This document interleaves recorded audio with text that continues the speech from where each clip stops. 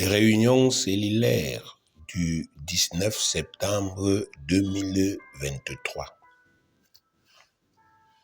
Réunion cellulaire du 19 septembre 2023. Enseignement. Sanctifier ses pensées et rebâtir une mentalité prospère. Sanctifier ses pensées et rebâtir une mentalité prospère. Bien-aimés, le domaine de la pensée est le premier domaine de notre vie. Le domaine de la pensée est le premier domaine de notre vie. C'est vrai qu'il y a beaucoup d'idées, de logique que le monde essaye de nous inspirer. Mais la parole de Dieu est là pour nous garder dans la vérité. Une logique qui est en accord avec la volonté du Créateur. Donc beaucoup de gens pensent que la richesse vient de l'extérieur et que ça rentre dans la vie de quelqu'un par l'extérieur. Donc les gens pensent que la richesse c'est le hasard. Mais ce n'est pas vrai. La richesse n'est pas le hasard. Aucun homme sur la terre-ci ne devient riche, que ce soit avec Dieu ou avec le diable par hasard. Ce n'est pas tous les gens qui sont, par exemple, dans les sectes là que vous entendez, ou dans la magie, qui sont riches. Ce n'est pas tous ceux qui entrent dans la rose-croix franc-maçonnerie qui sont élevés. Parce que les choses que Dieu a créées sont soumises au pouvoir de Dieu. Le roi David a dit ça dans le psaume 119. Il a dit que c'est d'après tes lois que tout subsiste. Relisez la Bible. Tout subsiste. Donc même le diable que vous voyez, il exploite les lois de Dieu. Le diable va toujours élever les gens qui ont le gros cœur, comme on parle vulgairement dans le monde. Les gens qui sont cupides. Mais au cas où vous ne comprenez pas ce que le mot cupide veut dire, le mot cupide veut dire quelqu'un qui aime l'argent, il aime la richesse. À tel point qu'il est prêt à tout pour ça. C'est ça que ça veut dire. Donc c'est une croyance qui est en lui. Donc quand Satan voit un homme qui est cupide, qui a l'amour de l'argent, qui aime l'argent, qui veut l'argent, qui désire l'argent, il a ce désir en lui, cette mentalité en lui, à tel point qu'à cause de l'argent là, on lui dit que mange les caca, il mange, boit les pipis, il boit. Le diable travaille avec lui. Mais il y a des gens chez le diable qui ne peuvent pas faire ça. Il y a des gens qui vous disent, oui, bon, moi je suis avec lui, mais, vous voyez, je n'arrive pas à un certain niveau. Donc, je prends cet exemple pour vous montrer que, bien aimé, on ne devient pas riche par hasard. C'est une question de mentalité. On ne prospère pas par hasard. Il n'y a pas la chance. Vous ne pourrez jamais marcher en route et trouver l'argent. Parce que ce n'est pas votre croyance. Votre téléphone ne va jamais sonner. Et vous voyez, on vous appelle pour un truc élevé. Parce que ce n'est pas votre croyance. Ce n'est pas votre tête là-bas. Votre tête n'est pas comme ça. Vous n'allez jamais rester comme ça. Un jour, un ange descend du ciel. Les anges existent. La Bible dit que l'ange de l'Éternel campe autour de ceux qui le craignent. Il les arrache au danger. Donc, là où je prêche, il y a un ange à côté de moi que je ne peux pas voir, mais il est là. Dans ma maison, il y a un ange. Mes enfants sont présentement à l'école. Mais il y a un ange pour chacun d'entre eux qui veille. Mais vous n'allez jamais, bien aimé, voir cet ange-là faire quelque chose dans votre vie parce que vous n'y croyez pas. Vous n'avez pas cette mentalité. Autant les gens qui étaient avant nous, ils avaient cette mentalité, autant nous, on ne l'a pas. Donc, vous devez comprendre que la pensée de l'homme, c'est le premier domaine de la vie. C'est comme ça que Dieu a créé. Et nous sommes au sein de la CD pour tendre vers ce que Dieu a créé et ce que Dieu a établi. Nous ne venons pas à l'église pour essayer d'imposer à Dieu nos logiques et nos idées. Nous venons à l'église pour tendre vers ce que Dieu nous a donné, il a institué. Regardez le Cameroun, quand il y a une constitution que le peuple a, n'est-ce pas, effectivement, adoptée au moyen des députés, on vous dit que la constitution est la loi fondamentale. Que si toi, tu vas à l'encontre de la constitution et tu es au Cameroun, tu ne peux pas prospérer. Bon, regardez, si des lois que les hommes ont établies peuvent avoir ce pouvoir de coercition, c'est-à-dire un pouvoir que ça oblige les gens, à plus forte raison les lois de Dieu. Donc, bien aimé, moi, quand je regarde certains parmi vous, j'ai de la peine parce que je sais qu'ils ne peuvent aller nulle part. Ils ne peuvent pas. Parce qu'ils ne font pas ce que Dieu leur demande de faire. Et c'est pour ça que je continue de travailler avec vous. Dans l'espoir que vous changez réellement. La vie commence dans la pensée. Avant de se manifester à l'extérieur. La vie, ça commence dans la pensée de l'homme. Avant de se manifester à l'extérieur par les paroles et les actes. Les paroles, c'est le produit de la vie qu'il y a dans le cœur de quelqu'un. Les actes, c'est le produit de la foi, de la croyance qu'il y a dans le cœur de quelqu'un. C'est-à-dire la vie qu'il y a en lui, que ce soit mauvais ou bon. Proverbe 4, 23, garde ton cœur plus que toute autre chose, car de lui viennent les sources de la vie. Garde ton cœur plus que toute autre chose, car de lui viennent les sources de la vie. Ne permets pas que ton cœur soit exposé. Ne permets pas que l'adversaire, l'ennemi, entre dans ton cœur et fasse ce qu'il veut dans ton cœur. Garde-le, protège-le, pour qu'il ne soit pas infecté, pour qu'il ne soit pas corrompu par l'ennemi. Matthieu 15, verset 19. Car c'est du cœur que viennent les mauvaises pensées, les meurtres, les adultères, les impudicités, les vols, les faux témoignages, les calomnies. C'est du cœur. Quand vous voyez quelqu'un là, il fait l'adultère. C'est quelque chose qu'il y a dans son cœur qu'il est en train de faire. Quand vous voyez quelqu'un, il fait l'impudicité. C'est quelque chose qu'il a laissé, c'est entré en lui. Quand vous voyez quelqu'un qui fait les faux témoignages, les calomnies, c'est quelque chose qui vient de son cœur. C'est ce qu'il est, qu'il est en train d'extérioriser. Ce que le Seigneur Jésus dit ici. Le cœur ici, c'est le siège de nos pensées secrètes. Tandis que l'intelligence est le siège de la connaissance. Le cœur est le siège de nos pensées secrètes. Je parle de secrets. Parce que vous pouvez vivre à deux, mais vous avez des secrets. Vous dormez sur le même lit, mais vous avez des secrets. Les secrets là ne sont pas dans votre intelligence. Les secrets là sont dans votre cœur. Un domaine que personne ne peut forcer.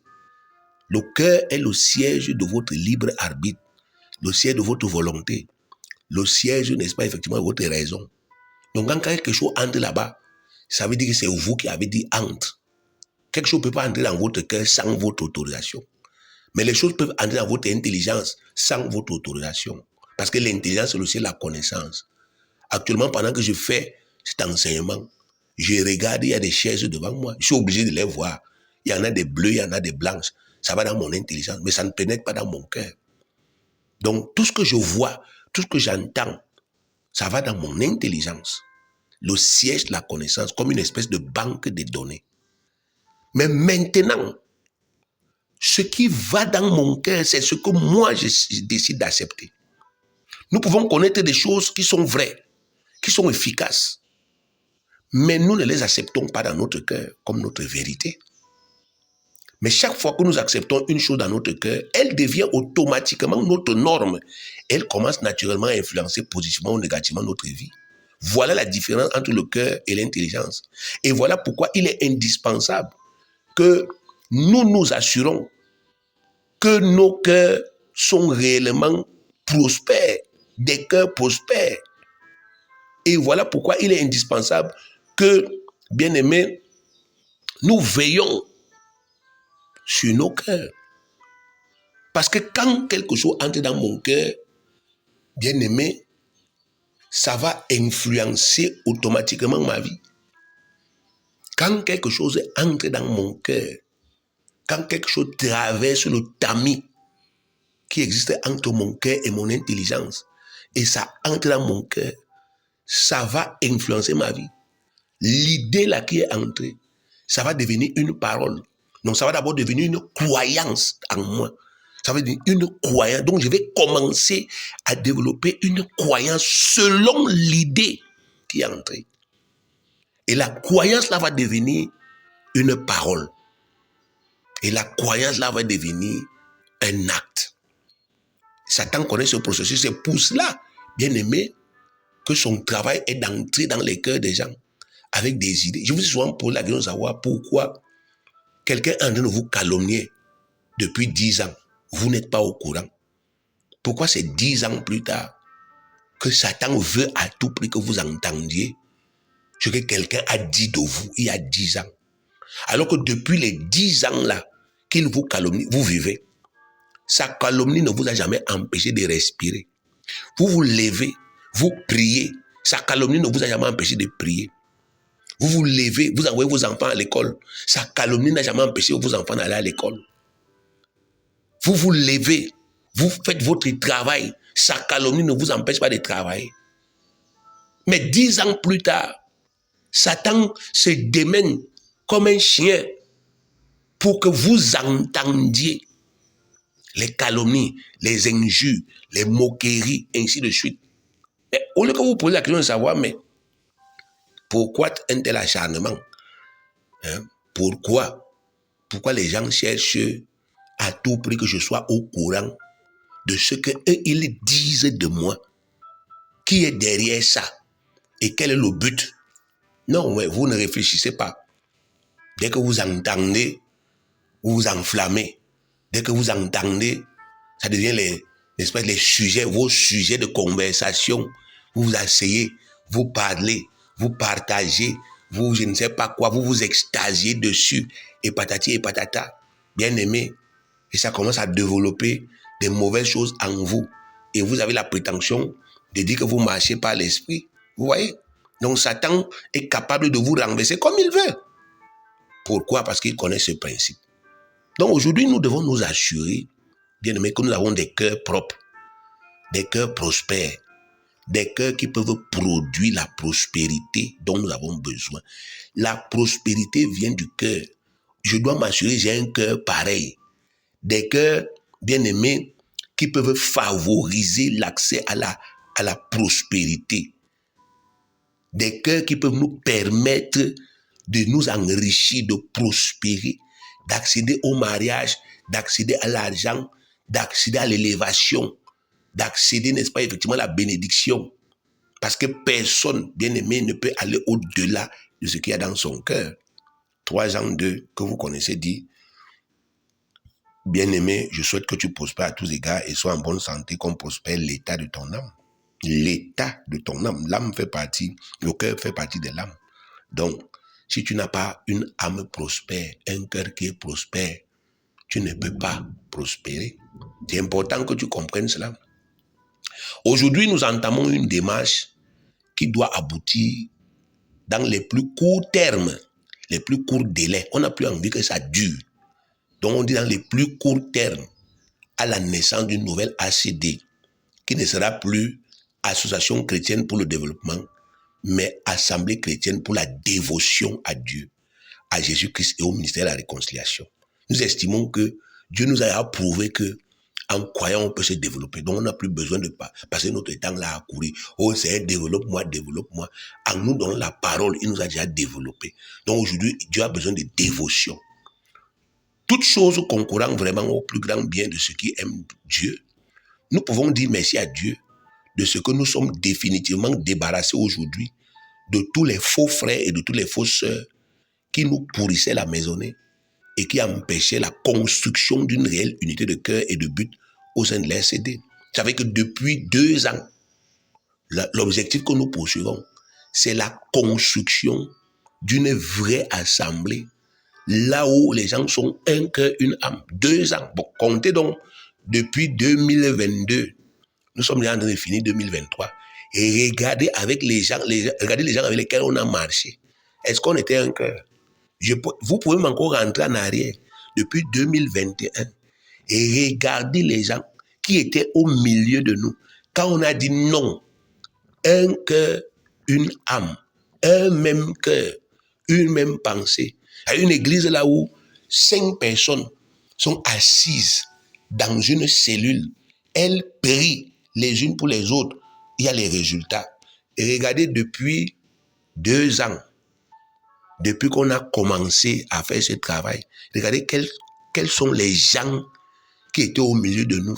Et dites-moi si ça pouvait marcher. Ça ne pouvait pas marcher parce qu'on avait avec nous des gens pourris. J'utilise le mot pourris. Ce sont des pourris. Ils étaient déjà pourris dans leur cœur, souillés, malhonnêtes et mauvais et méchants. Mais ils restaient au milieu de nous, cherchant la faille.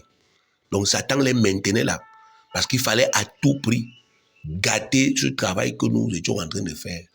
Mais pour finir, Dieu les a exposés. Eux-mêmes, ils se sont dévoilés et ils sont partis. Donc aujourd'hui, Dieu nous a débarrassés de tous ces gens qui nous empêchaient qu'on reste à l'église, bien aimés, et on se concentre vraiment sur les choses de l'église, sans arrière-pensée, dans l'humilité, ainsi de suite. On se soumet à la direction et on avance. Donc aujourd'hui, que tous ces calomniateurs, rebelles, médisants et dissidents ne font plus partie de notre maisonnée. Maintenant qu'ils ne peuvent plus nuire à notre bien-être, nous pouvons travailler sereinement avec le vrai reste fidèle et aboutir à des résultats probants. En sorte que là où nous avons trimé hier, sans rien voir, nous commencions à voir des grandes choses sans trop d'efforts. Donc aujourd'hui, maintenant, on peut donc recommencer dans les cellules avec les gens qui sont restés dans les cellules, parce qu'ils sont restés par conviction. Ils sont restés parce que Dieu a dit, toi, tu restes par sélection. Dieu a sélectionné ceux qui doivent rester pour faire partie de ce processus dont l'optique, c'est d'accoucher une nouvelle ACD. Maintenant, on peut travailler avec de telles personnes en sachant qu'il n'y a plus d'obstacle, que quelqu'un ne va plus être un obstacle là-dedans. Et quand on dit allons à gauche, lui va à droite, non. Les cœurs seront unanimes et on va voir des résultats. Mais s'il se trouve que quelqu'un continue d'être malhonnête, et on le verra, la Bible dit qu'il ne va pas résister, il sera frappé au milieu de nous. Mais maintenant que nous croyons que le reste fidèle est resté, on peut travailler. Mais la condition sine qua non à la réussite de ce travail, c'est que chacun se sanctifie pour rebâtir une mentalité prospère. Chacun doit se sanctifier. Pour chaque appel de Dieu, il y a une mentalité particulière. Quand Dieu a appelé Jésus, il fallait que Jésus ait un cœur particulier. Par exemple, il fallait que Jésus ait un cœur qu'il est capable, vous l'insultez, mais il vous pardonne. Parce que sinon, il n'allait pas nous sauver. Il a dit, je ne vous sauve pas. Vous insultez qui? Vous savez même qui je suis. Il fallait qu'il ait un cœur qui pardonne l'impardonnable. Parce que c'était ça qui était nécessaire pour qu'il fasse son travail. Il fallait que Moïse ait un cœur que même quand toute l'assemblée se rébelle, il continue de croire en Dieu et d'intercéder pour que Dieu ne les tue pas. Et que Dieu continue de faire des miracles avec lui. Il fallait qu'il ait un cœur que même quand il est seul pour croire, il arrive à croire pour que la mer souffre. Parce que s'il devait attendre, par exemple, que tout Israël se fédère autour de lui pour qu'ils croient ensemble, bien aimé, ceux qui sont encore en Égypte. Donc, il fallait qu'il ait un cœur, le cœur d'un lion, que lui seul, il est capable de se jeter quand ça ne va pas pour sauver sa famille. Parfois, le lion attaque le buffle seul, alors qu'il sait que le buffle est dangereux, il peut le tuer. Mais quand sa famille est en danger, il le fait. Moïse devait avoir un cœur pareil, bien aimé. Donc, pour chaque mission que Dieu donne, bien aimé, à son peuple, il y a un type de cœur qu'il faut. Ce n'est pas n'importe quel cœur qu'il faut pour remplir une mission. Ce n'est pas n'importe quelle mentalité qu'il faut. Vous pouvez venir dans l'église, là où l'église a reçu une mission, comme aujourd'hui, l'église que nous sommes en train de nous efforcer d'implémenter, a reçu la mission de rebâtir l'église du 1er siècle au 21e siècle. On dit que recommencer à vivre comme les apôtres vivaient, recommencer à vivre comme Pierre a vécu. C'est-à-dire pour les appeler à abandonner tout. Mais il faut que les gens aient cette mentalité. Pour ceux qui travaillent avec les apôtres, recommencez à vous soumettre comme les gens se soumettaient à l'apôtre Paul. Mais il faut que les gens aient ce cœur-là. Parce que c'est cette même mission que Dieu nous a donnée. Donc il faut toujours une mentalité qui est propre à une mission. Et vous ne pouvez pas faire une mission sans bâtir cette mentalité. Les écoles de formation que vous voyez là, on forme les gens qui ont déjà les diplômes. Donc ils ont déjà les connaissances. Mais maintenant on parle leur donner les aptitudes, le mental qu'il faut. On montre à quelqu'un jusqu'à comment il doit même s'habiller, comment il doit parler, comment il doit se tenir. Donc Dieu a aussi besoin de former une mentalité qui est propre à la mission qu'il nous a donnée. Parce que Dieu, bien aimé, ne peut absolument rien faire avec un peuple qui a une mentalité rétrograde, même si ce peuple est assidu aux réunions de l'église. Dieu ne peut pas. Donc il faut se sanctifier. Se sanctifier veut dire se purifier, se nettoyer, se décrasser, s'astiquer, se rendre pur, propre et saint dans la tête. D'après cette définition, c'est chacun qui doit commencer aujourd'hui un grand ménage dans sa pensée, afin de se purifier lui-même des saletés qu'il a acceptées en lui et qui souillent son cœur et l'empêchent d'avoir un mental positif et prospère. C'est ta tête qui est là. Je vous ai dit ces derniers jours, c'est que mais, si Satan vient entrer dans ta tête et il commence, n'est-ce pas, effectivement, à travailler dans ta tête contre toi, qu'est-ce qui t'empêche, toi, d'entrer aussi dans ta même tête-là et de dire à Satan, sors. Donc vous n'allez jamais dire, bien aimé, que ce n'était pas à votre portée. Ça dépend de votre volonté. Si vous voulez, vous faites. Si vous ne voulez pas, vous ne faites pas. Ça dépend de vous. Et vous rendrez compte au Seigneur Jésus. Vous avez la responsabilité de vous sanctifier vous-même, de laver vous-même vos têtes, de laver vos intelligences, de laver vos pensées, de laver vos cœurs, pour que vous ayez la mentalité que Dieu veut, qui correspond au travail qu'il est en train de faire à l'ACD aujourd'hui. 2 Corinthiens 7, verset 1. 2 Corinthiens 7, verset 1. Ayant donc de telles promesses, bien-aimés, purifions-nous de toute souillure de la chair et de l'esprit, c'est-à-dire de l'âme ou bien de la pensée, en achevant notre sanctification dans la crainte de Dieu. Et à cause de toutes les promesses que Dieu nous a faites, sanctifions-nous physiquement et sanctifions-nous mentalement, intellectuellement. Sanctifions nos têtes, nos pensées, nos âmes, nos cœurs. Faisons-le dans la crainte de Dieu, pas dans le mensonge et la tromperie. Bien-aimé, il n'y a rien de plus abject qu'un frère qui trompe un autre frère, une sœur qui trompe un frère ou bien qui trompe la maisonnée. La vie chrétienne est bâtie sur la confiance. Quand on dit de faire quelque chose, les gens doivent mettre leur cœur dedans. Mais vous vivez avec quelqu'un qui met tout son cœur, mais vous mettez un peu de votre cœur. Et chaque jour, c'est les problèmes qui se créent. Mais vous croyez que vous êtes honnête? Vous croyez que vous êtes bon? Si vous ne voulez pas, soyez honnête. Dites que je ne veux pas ou je ne peux pas. Mettez-vous de côté. C'est quoi ça que tous les jours on vous dit partir dans les réunions des cellules et vous partez là-bas avec des cœurs, n'est-ce pas, effectivement, sales et noirs. Les gens se prennent au sérieux. On leur a dit qu'ils sont des chefs de cellules. Ils accueillent les gens chez eux. Venez, on va prier. Mais vous venez là-bas avec des cœurs tordus. Mais ça, c'est quel amour, ça c'est quelle foi, ça, bien-aimé. Si vous n'êtes pas prêt aujourd'hui, soyez honnête, écrivez. Dites à votre chef de cellule, non, je ne suis pas prêt. Donnez-moi même 1 mois ou 2 mois, je reste d'abord chez moi. Je prends le temps. La Bible dit que votre oui soit oui, que votre non soit non. À quoi ça vous sert? Là où les gens mettent leur cœur et disent qu'ils veulent bosser, vous venez là. Et vous ne venez pas avec le même cœur. Mais vous êtes en train de venir leur nuire. Vous nuisez à tout ce qu'ils sont en train de faire. C'est comme si vous venez leur dire que tout ce que vous faites là, ça ne vaut rien. Vous venez gâter quelque chose, un effort qu'ils sont en train de faire, bien aimé. Vous n'êtes pas bien. C'est comme ça que vous réfléchissez. Vous n'êtes pas bien. En vous là, vous n'êtes pas bien. Il faut changer vos vies.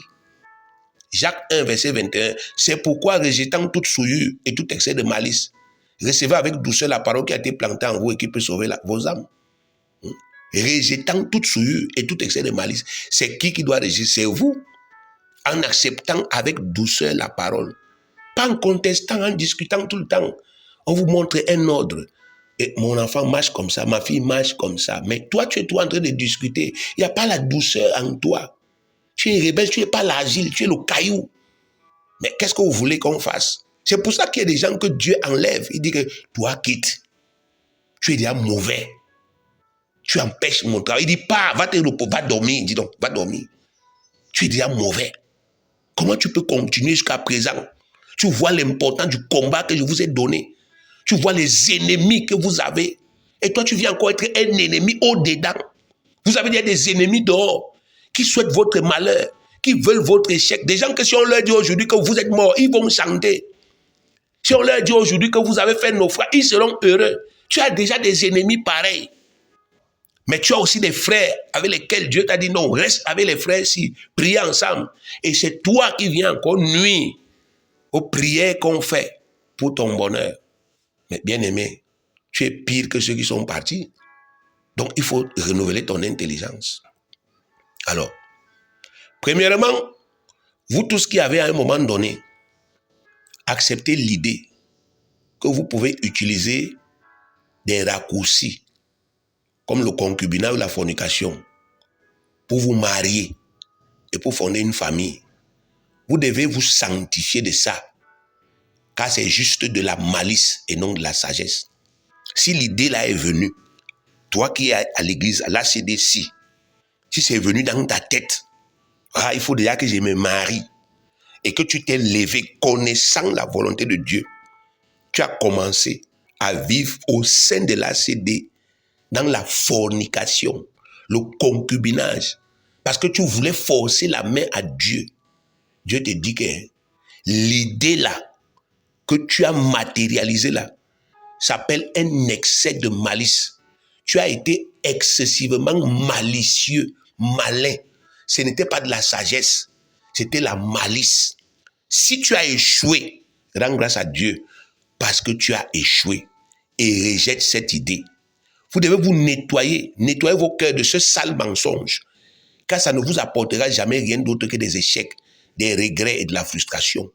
Vous ne pouvez pas vivre dans la fornication qui est un péché et vous dites que il ne va rien m'arriver parce que je vise comme ça pour vouloir me marier. Vous êtes comme vous faites, c'est un peu comme si vous êtes un magicien. Vous buvez le poison. Après, vous dites que non, rien ne va m'arriver parce que j'ai soif. Vous allez mourir. Et vos enfants que vous avez accouchés là, ils vont naître avec la malédiction là. Ils vont se retrouver demain en train de porter cette malédiction. C'est vous qui les aurez entraînés dedans. Mais comme Dieu est miséricordieux, si vous avez fait ça, vous avez vécu comme ça, et que vous avez vu que non, tout ce que, n'est-ce pas, effectivement, j'ai connu, ce n'était qu'échec. Vous devez comprendre que Dieu est en train de me dire, ce n'est pas la route, et vous devez arrêter. Si vous faites ça, bien aimé, Dieu il va vraiment vous pardonner. Il va enlever cette malédiction dans votre vie. Il va ôter ça. Même s'il y avait déjà des décrets sur vous que tu ne vas plus jamais te marier, tes enfants aussi, vous allez voir comment Dieu va enlever tout ça. Parce que vous avez reconnu ce péché comme étant un péché et vous avez décidé de vous convertir. Donc, la Bible déclare que le mariage est une bénédiction de Dieu. Dieu la donne librement à ceux qui croient, qui s'y préparent et qui la lui demandent sereinement, sans douter. Il dit qu'il donne à ceux qui demandent. Genèse 2, 18, l'Éternel Dieu dit, il n'est pas bon que l'homme soit seul, je lui ferai une aide semblable à lui. Ça vient de Dieu, c'est pas un truc de force. Proverbe 18, 22, celui qui trouve une femme trouve le bonheur, c'est une grâce qu'il obtient de l'Éternel, c'est une faveur. Donc c'est pas une question d'effort, ce n'est pas une question de pression de la vie. Oh voilà, c'est monté, c'est descendu. Non. Si l'idée là, parce que bien aimé, vous devez comprendre comment votre adversaire réfléchit, Satan. Si vous avez déjà accepté l'idée que non, bon, moi je vais me marier, mais je ne respecte pas tout ce qu'on enseigne à l'église là. Je fais mes trucs en catimini. Si ça marche, bien aimé, ça ne va pas s'arrêter au mariage. Même pour autre chose, vous allez aussi accepter la malice. C'est comme ça que toute votre vie sera une vie de mensonges, une vie de malice, une vie de péché. Et au moment où vous allez vous attendre le moins, Satan va détruire tout cela. Tout ce qui est bâti sur la malice, le mensonge, le péché, ça ne peut pas prospérer. Donc, renoncez à cette idée. Et même si la tentation revient, dites à cet esprit, Plus jamais. Moi, aujourd'hui, je n'accepte plus cette idée-là qu'on peut utiliser la malice. Même si ce n'est pas seulement pour le mariage, hein, même pour les choses comme l'argent. Je n'accepte pas l'idée qu'on peut utiliser l'escroquerie, le mensonge, la tromperie pour avoir l'argent et réussir parce qu'il n'y a rien dedans. Je refuse ça. Deuxièmement, vous qui avez pensé qu'il n'y a aucun danger à vous livrer au plaisir de ce monde, à la boisson, aux boîtes de nuit, aux bars, aux lieux de débauche, vous avez pensé qu'il n'y a aucun danger parce que vous êtes né de nouveau. Vous qui avez même souvent pensé que non, quand j'entre là-bas, j'ai pris d'abord. Vous devez reconnaître que vous vous êtes lourdement trompé. Toutes les mésaventures que vous avez vécues sont là, non pas pour vous condamner, mais pour vous enseigner. L'ennemi a profité de ça, de votre stupidité, de votre bêtise, de votre idiotie même. Parce qu'il faut que je dise les mots qui vont nous amener nous-mêmes à nous sentir coupables dans nos cœurs et à comprendre qu'on doit rentrer en arrière. Parce qu'on a été des idiots en pensant qu'on peut faire ça et rien de mal ne va nous arriver. Donc, toutes les mésaventures que nous avons vécues sont là, non pas pour nous condamner, mais pour nous enseigner. L'ennemi a profité de ça pour nous entraîner dans des choses que nous-mêmes, nous ne pouvions pas imaginer qu'on pouvait faire un jour. Et si on te disait un jour que toi qui es couché par terre là, ça pouvait t'arriver, tu allais dire jamais. Mais l'ennemi a profité de ta négligence, de ta stupidité, ta folie. Parce que tu t'es dit que j'ai le Saint-Esprit, donc je peux. Et tu es parti le trouver dans son territoire. Et il a profité. Au début, il a fait comme si non, il n'y avait rien. Quand tu as pris goût, il a profité pour entrer en toi et pour commencer, n'est-ce pas, effectivement, à frapper ta vie. Donc aujourd'hui, tu dois rejeter cette fausse idée que l'adversaire a mis dans ta tête et qui a conduit à des dérives qui auraient pu même détruire ta vie, qui auraient pu détruire ton foyer, qui auraient pu détruire ton ministère, qui auraient pu tout gâter dans ta vie. Tu dois reconnaître que je suis susceptible de tomber dans la tentation. Si je m'amuse, je peux tomber. La Bible dit que celui qui est debout prenne garde de tomber.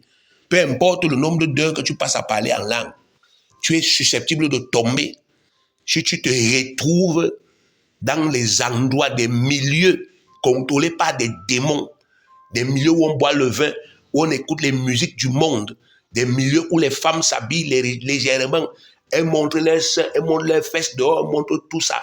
Toi, l'homme, si tu te retrouves là-bas, tu peux tomber. Même toi, la femme, si tu te retrouves là-bas, tu peux tomber. Les milieux où les esprits diluent la foi et la méfiance des gens avec la musique du monde, avec les plaisirs du monde, avec le vin, avec tout ça. Tu dois reconnaître que si je me retrouve dans ces milieux, je vais tomber parce que c'est la vérité.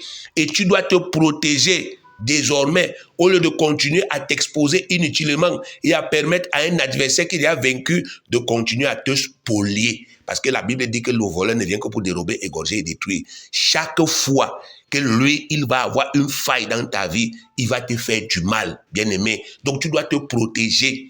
Si tu adoptes ce mode de vie-là, il va détruire toute ta vie. Il va gâcher toute ta vie. Il va t'empêcher d'accéder à une certaine élévation. Parce que élévation rime avec sanctification, c'est Dieu. Donc tu dois comprendre ça. Dieu ne peut pas élever ce qui est impur. Il ne peut pas élever ce qui est sale. Si toi, tu adoptes ce mode de vie de saleté, ça va apporter des problèmes dans ton foyer, ça va apporter des problèmes même dans tes propres sentiments, ça va venir troubler des choses qui étaient déjà sereines en toi, ça va venir gâter. Une femme de dehors va venir entrer dans ton foyer, les problèmes vont commencer. Un homme de dehors va venir entrer dans ton foyer, les problèmes vont commencer. Tu vas t'attacher à des gens bien-aimés qui sont dans la sorcellerie sans t'en rendre compte. Tu vas te retrouver à cause du vin là, que tu es déjà inscrit dans une secte là-bas, mais tu ne sais pas. Tu vas te retrouver envoûté. Un jour, le malheur va te prendre là-bas. Donc, tu dois prendre acte que si je continue, je vais tomber. Et tu prends l'idée là, tu jettes ça en brousse. Et tu te protèges. Proverbe 27, verset 12. L'homme prudent voit le mal et se cache. Les simples avancent et sont punis. Les simples, c'est-à-dire les imprudents, ils avancent et ils sont punis. Ils continuent d'avancer. Donc, ils pissent sur ce qu'on dit là. Et ils disent, ah, laissez. Et pour finir, ils sont punis. 1 Corinthiens 6, 18. Fuyez l'impudicité. Fuyez l'impudicité. Quelque autre péché qu'un homme commette, ce péché est hors du corps. Mais celui qui se livre à l'impudicité pêche contre son propre corps. Un jour, tu vas aller tomber sur une femme. Dans le vin, là, vous allez coucher ensemble. On va te dire que tu as le sida. Ou bien tu as l'hépatite, je ne sais pas, W, quelque chose qu'on ne soigne pas. Et rien ne prouve que tu auras la foi. Rien ne prouve même que tu auras le courage de venir nous dire à l'église que tu as eu tel problème. Et la honte là, et la crainte et tout ça là, tu vas commencer à te battre pour te soigner jusqu'à ce que l'ennemi va aller te tuer. Parce que le péché là que tu fais, ça attaque ton corps directement. Ça va abréger les jours de ta vie. Ta santé va se diminuer progressivement. Tu devais encore vivre 100 ans ou je ne sais pas combien. Satan va diminuer la moitié ou je ne sais pas combien. Ou le tiers, ou les 2 tiers. Donc prends acte de cela. Éphésiens 5, 18. Ne vous enivrez pas de vin.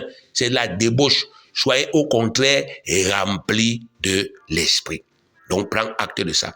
Et ne sois plus courageux dans les faussetés, dans les faux trucs qui ne te servent pas et qui ne glorifient pas Dieu.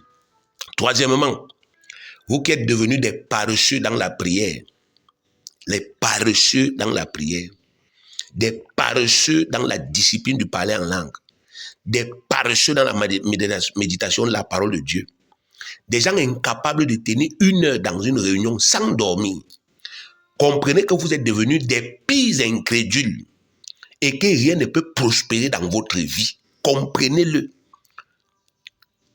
Vous avez laissé le diable pénétrer vos cœurs et vous inspirer que vos prières ne marchent plus, que tout ce que vous faites ne marche plus. Sinon, comment vous expliquez que quelqu'un qui a la foi de Dieu, la foi de la parole de Dieu, ne pratique pas les choses essentielles que Dieu lui demande de pratiquer? Non seulement pour tenir, parce que pendant que nous sommes dans les mauvais jours, on doit tenir. On ne tient pas par magie. On doit tenir, avoir un moral positif. Et Dieu dit que pour y arriver, c'est la méditation de la parole. Pour y arriver, c'est la pratique du parler en langue. La pratique du parler en langue. C'est la discipline de la prière tous les jours. Je ne sais de rappeler que Jésus a dit aux gens, ma maison sera appelée une maison de prière. Donc la prière est l'activité principale d'un enfant de Dieu. Mais comment donc expliquer que le même enfant de Dieu qui prétend être dans la foi est devenu un paresseux? La Bible dit que la communion est le lieu où Dieu déverse la vie et la bénédiction pour l'éternité.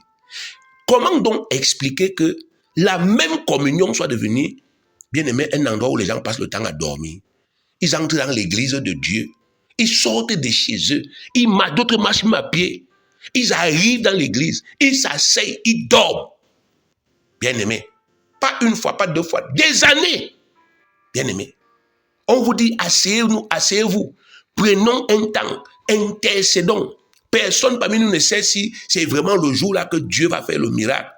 Mais il y a des gens qui, bien aimés, s'asseyent, se mettent à dormir. Mais vous croyez qu'effectivement, ça vous prouve qu'ils ont la foi? Non, ils n'ont plus la foi, bien aimés. C'est la raison pour laquelle ils ne prennent plus plaisir à la pratique des choses spirituelles, c'est tout. Pour vous, la prière est devenue une punition. Le parler en langue est un somnifère. La méditation de la parole de Dieu est un ennui. Votre situation est hautement critique. Vous êtes déjà à côté de la mort, sans même que vous le sachiez. Quand Satan arrive à coloniser le cœur d'un né de nouveau, de cette manière, il n'y a absolument plus rien à attendre de lui. Sauf si par la grâce de Dieu, il comprend sa perdition, il revient humblement à Dieu.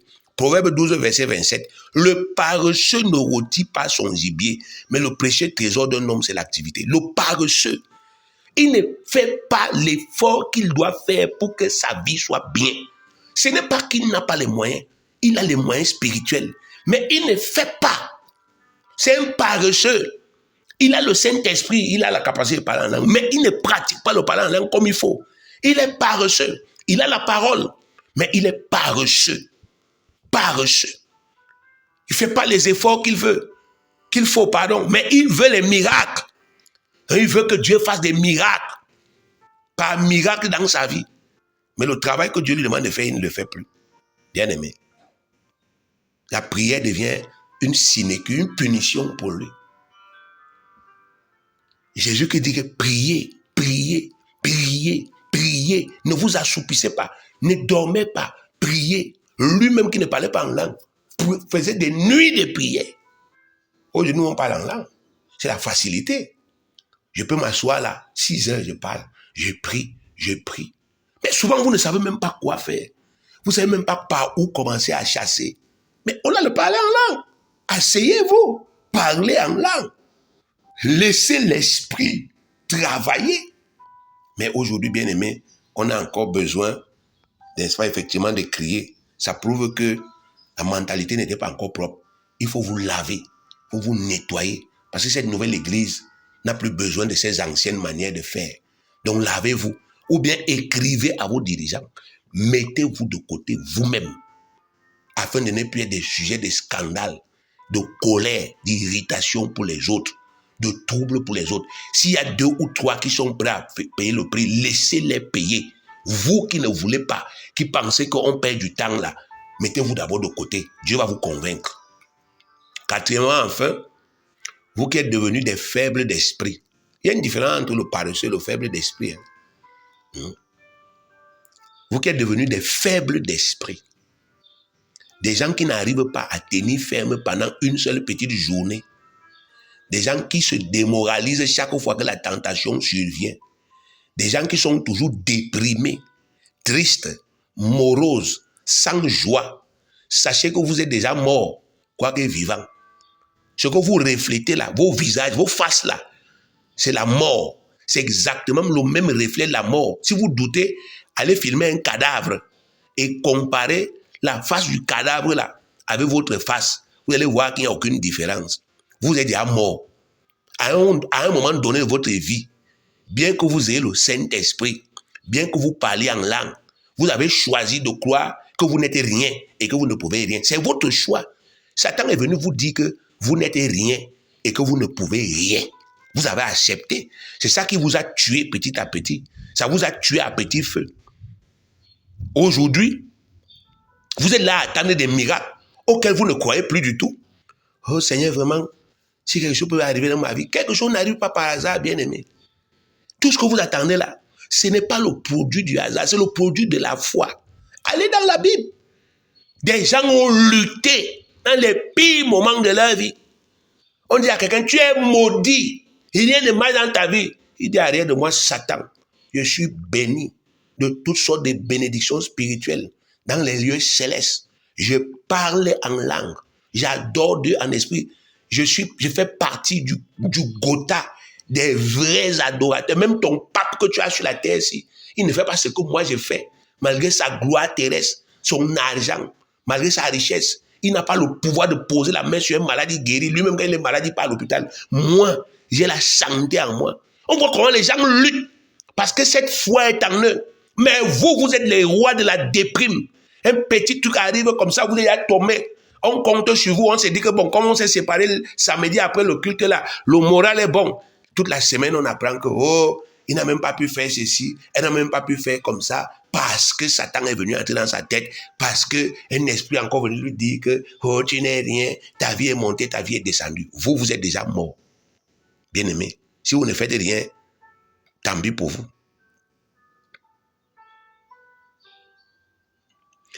La plupart du temps, vous faites semblant d'avoir la joie en vous, alors que vos cœurs sont noirs de tristesse et de découragement. Sachez que même si vous cachez votre vrai cœur aux gens, Dieu, lui, il n'est pas dupe. Un homme ne trompe pas Dieu. Il sait pertinemment ce qui est en vous. Donc, au lieu de continuer à faire semblant comme de mauvais acteurs de cinéma, vous gagnerez à faire une réelle thérapie de votre cœur qui aboutira à une réelle délivrance. Une délivrance qui se manifestera par un changement radical de votre visage. Faites comme Anne. Déversez votre bile et votre aigreur une fois pour toutes. Videz-vous de cette saleté-là qu'il y a dans vos cœurs et croyez que Dieu vous exauce. Lisons 1 Samuel 1, verset 9 à 20. Anne se leva après que tout le monde eut mangé et bu à Shiloh. Elle était à l'église. On a fait l'église normalement. On a prié normalement. Et après, on a dit fraction de pain. Pendant que les gens sont allés pour manger, elle a dit non. Je ne mange pas, vous allez manger. Moi, je n'ai pas encore de réponse. On dit, elle est allée à l'église, le sacrificateur Élie était assis sur un siège près de l'un des poteaux du temple de l'Éternel. Et l'amertume dans l'âme. Qu'est-ce qu'il y avait dans l'âme? L'amertume, la mort. Elle pria l'Éternel et versa des pleurs.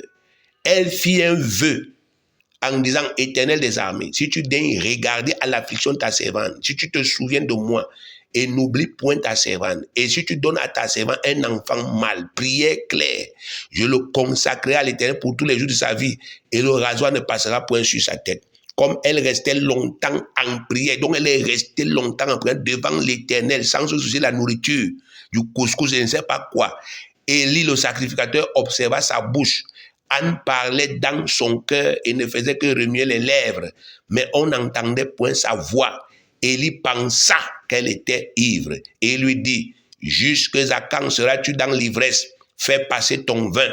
Anne répondit, non, mon Seigneur, je suis une femme qui souffre en son cœur et je n'ai bu ni vin ni boisson enivrante, mais je répandais mon âme devant l'Éternel. Donc, elle est partie répandre, donc déverser, vider son cœur. Mais les gens viennent à l'église, on dit à quelqu'un, décharge-toi, déverse ça, vomis tout ça. Dieu est capable, lui, d'encaisser, de supporter. Il vomit après, quand le culte est fini, il peut encore ramasser tout ça, il boit, il rentre encore avec ça chez lui. Vous posez la question, mais tu n'étais pas débarrassé de ça pendant le culte? Oui, mais ça me suit. Non, foutaise. Elle a dit, j'ai répandé. Donc j'ai déjà fini. J'ai déversé tout ça. Maintenant qu'il fasse comme il veut là-bas. Je ne suis plus là. J'ai mis ma tristesse dehors. J'ai mis mon amertume. J'ai pris la mort qui était en moi. J'ai mis ça dehors. Ça va comme ça s'arrête là. Et regardons. Je répandais mon âme devant l'Éternel. Ne prends pas ta servante pour une femme pervertie, car c'est l'excès de ma douleur et de mon chagrin qui m'a fait parler jusqu'à présent. L'excès de douleur, l'excès de chagrin pousse quelqu'un à faire les meilleures prières de sa vie. On dit l'excès de douleur, l'excès de chagrin, l'excès de souffrance pousse une femme humiliée à faire les meilleures prières de foi de sa vie et Dieu l'exauce. Est-ce que c'est ton cas? Non. Élie reprit la parole et dit, va en paix et que le Dieu d'Israël exauce la prière que tu lui as adressée. Elle dit que ta servante trouve grâce à tes yeux. Et cette femme s'en alla. Elle mangea et son visage ne fut plus le même. Verset 19. Il s'élevait de bon matin et après s'être prosterné devant l'Éternel, ils s'en retournaient et revenaient à leur maison à Rama. Donc ils dormaient là-bas à l'église. Vous voyez? Ils s'apprêtaient. Ils partent à l'église. Ils dorment là-bas. Ils font le culte. Après ça, ils font leur fraction de pain. Ils mangent. Ils restent là. Le matin, ils quittent. Ils rentrent chez eux. Donc pour eux, c'était un jour sacré. Pas comme aujourd'hui, les gens arrivent en retard à l'église. L'église commence, quelqu'un, toute la journée, même la veille, il n'a même pas prié pour sa communion, pour sa rencontre avec Dieu. Il arrive là, quand on a commencé le culte. Il vient, mais c'est terrible, bien aimé. Quelle mentalité. Regardez les gens. Après, vous allez revendiquer la même bénédiction. Mais regardez leur tête. Regardez leur cœur. Regardez comment eux, ils faisaient. Et regardez comment Dieu les bénissait. Elkana connut Anne, sa femme, et l'Éternel se souvient d'Anne. Verset 20. Dans le cours de l'année, Anne devint enceinte. Elle enfanta un fils qu'elle nomma Samuel, car dit-elle, j'ai demandé à l'Éternel. Mais regardez, avant d'avoir l'enfant, au verset 18, on dit, elle mangea et son visage ne fut plus le même. Donc, simplement après une prière et une prophétie de l'homme de Dieu, le visage a changé, la face a changé, signe que le cœur avait changé. Donc aujourd'hui, la mort que vous traînez en vous là, et vous nous apportez souvent ça à l'église, vous portez les masques là, vous venez nous effrayer avec ça à l'église. Il faut que vous sachiez que vous êtes des instruments entre les mains de Satan pour qu'il parte, n'est-ce pas, effectivement, troubler la joie des gens. Nous, quand on vient à l'église, on a envie de voir des gens qui sont contents, joyeux. Ils n'ont pas eu 1 milliard, mais qui viennent dire, papa, merci pour le taxi que j'ai pu prendre.